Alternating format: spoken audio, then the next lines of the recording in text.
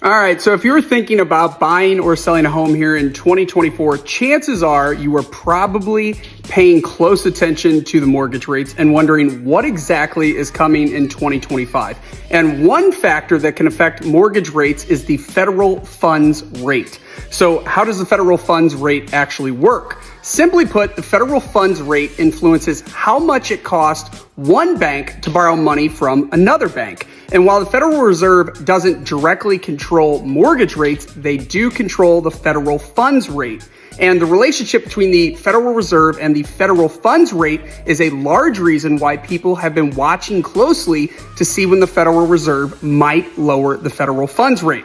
Because whenever they do finally lower the federal funds rate, that'll put downward pressure on mortgage rates. Okay, so if we break this down to its purest form, a lower federal fund rate more often than not equals a lower mortgage rate. So what influences the Federal Reserve's decision to either raise or lower the federal funds rate? Here are the three main metrics that they measure: the rate of inflation, how many jobs the economy is adding, and the unemployment rate. So let's break this down. Number one, the rate of inflation. Unless you've been living under a rock, chances are you have heard someone talking about inflation over the past couple of years. And whether you have realized it or not, you've likely felt inflation wherever you have gone to buy just about anything. And this is because high inflation means prices have gone up too quickly. Now, the Federal Reserve has stated its goal is to get the rate of inflation back down to 2%. And as of June 2024, the rate of inflation was just about 2.6%, which is close to the goal the Federal Reserve is hoping to achieve, and exponentially better than where we were at in March of 2022 when the inflation rate hit 5.3%.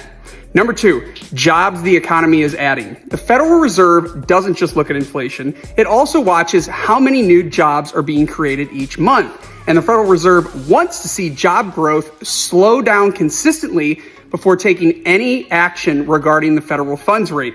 Simply put, if fewer jobs are created, it means the economy is still strong, but it is cooling down a bit, which is what the Federal Reserve wants to see. And fortunately for us, the Bureau of Labor Statistics reported that employers added fewer jobs in April and May of 2024, as well as continued sluggish numbers in June of 2024. So while employers are still adding jobs, they are not adding as many as they were before. And this is an indicator that the economy is slowing down after being overinflated over the past couple of years. And this is encouraging news for the Federal Reserve. Number three, the unemployment rate. The unemployment rate is the percentage of people who want to work but cannot find jobs. So a low rate means a lot of Americans are employed, and this is a good thing for many people.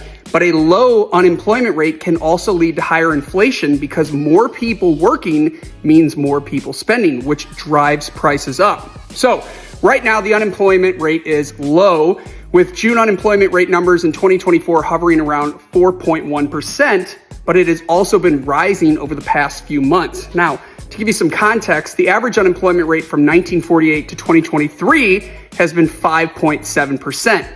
And as contrary as it may seem, a consistently rising unemployment rate is actually something the Federal Reserve needs to see before deciding to cut the federal fund rate.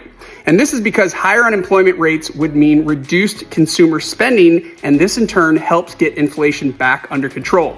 All right, so what does this all mean moving forward? So while mortgage rates are going to continue to be volatile in the next days and coming months ahead, these are signs that the economy is heading in the right direction, or at least in the direction that the Federal Reserve wants to see. But even with that, it is unlikely the Federal Reserve will cut the federal fund rate here in the near future. In fact, according to Jerome Powell, the chair of the Federal Reserve, the Fed wants to be more confident that inflation is moving sustainably down towards 2% before they start the process of reducing or loosening their policies. Now, if this direction does continue, according to CME FedWatch tool, experts predict that we should see our first federal funds rate actually be cut, hopefully around September. Remember, the Federal Reserve doesn't directly set mortgage rates, but whenever they do decide to cut the federal funds rate, mortgage rates should respond. Catch you guys next time.